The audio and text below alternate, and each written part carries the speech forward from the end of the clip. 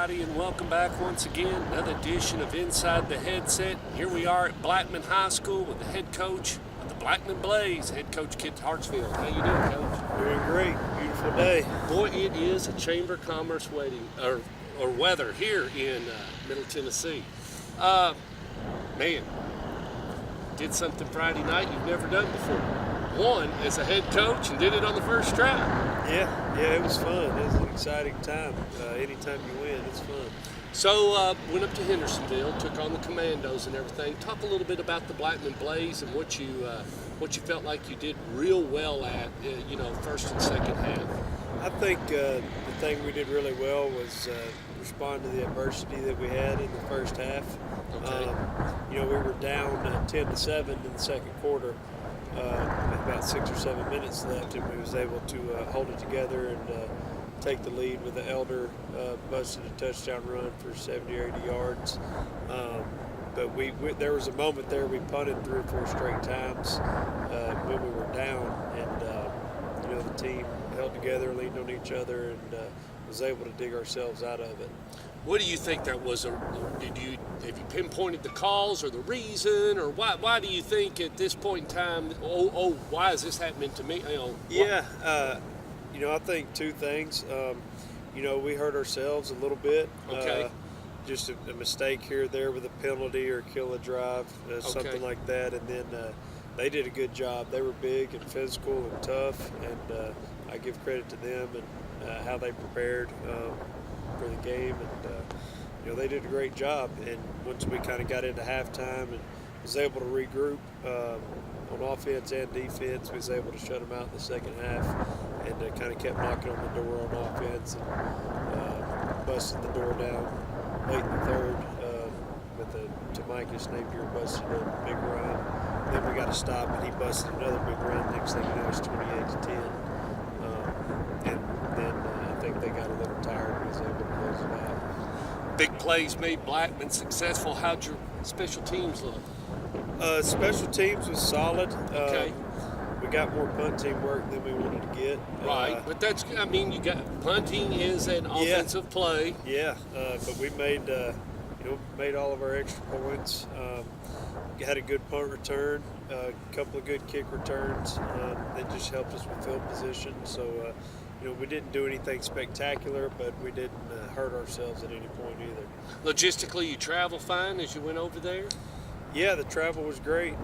Because you got one, and you got that was kind of a good trial before you really get on the road. Yeah, because it was about an hour trip, a little bit over that actually with traffic. So it'll be a little bit longer this week, and the kids handled it well. The fans traveled well. We had really good support, so it was really, really fun atmosphere.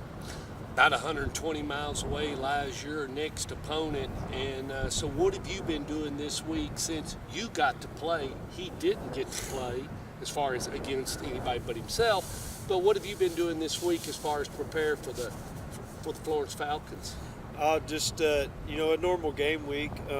It's been a little different because they haven't had any preseason scrimmages. Yeah, so there's nothing to trade. He came. He told you that. He was there. Yeah, and they did have a spring scrimmage, but that was when he first started. Yeah, come on, so, throw that out the window. We just don't know a lot about him. We're kind of going on what I know of him and as a coach since he's been in Tennessee and what he does on offense. And he is who he is. He does what he does really well. He doesn't change too much from his system, but he's always going to have something creative that you're not ready for. Yeah, and one thing about Will Hester is, he's a type of guy, he's going to come after you. He likes it. He likes getting them going. He's not a quiet coach or anything like that. He is a player's coach. He's going to get up in their face and get them revved up to go, and you like that about him. Oh, yeah. He, I'd say one of the greatest things he does is he gets his kids to play hard for him. And regardless of what talent he has, where he's been in the past, he's always done more with what he has than maybe he should. And I think it's just a testament to his relationship with his kids, and he coaches for the right reasons, and that's why they play so hard for him. Well, you know what? When you get down to it, Coach Hartsfield, it's an even ball game. They're at home, but you've played.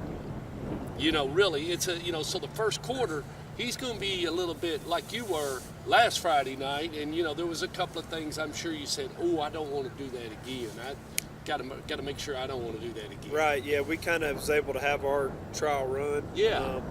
And even with preseason, I mean, he's been in a first game before, yeah. but he's in a first game with this team, and right. he's not playing. Right. He knows what to do. Yeah, we've talked to me and him, and it's kind of funny, the advantages and disadvantages of us having preseason games and a first game, them not having any, but them having a lot of film to study, and us not having much to study on them. It's really interesting. We'll see which one's the better advantage, I guess. All righty.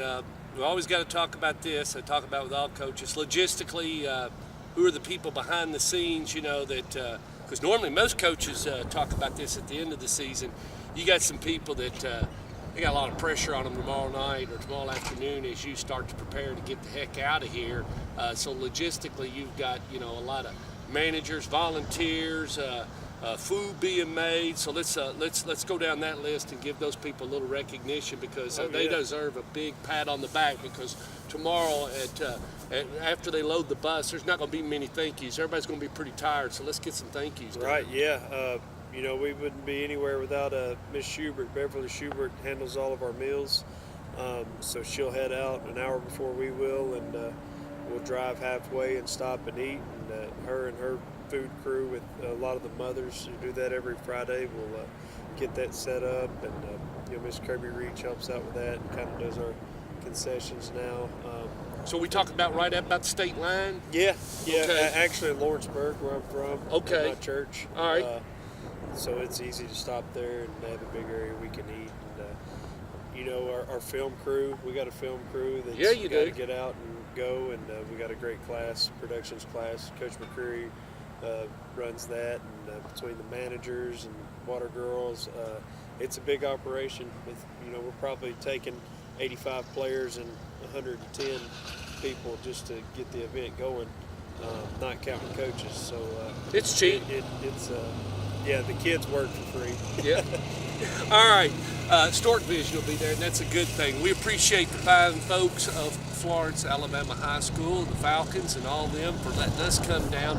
And tomorrow night at 7 o'clock, we're going to go at it. The Blaze and the Falcons at North Alabama University. We will see you there.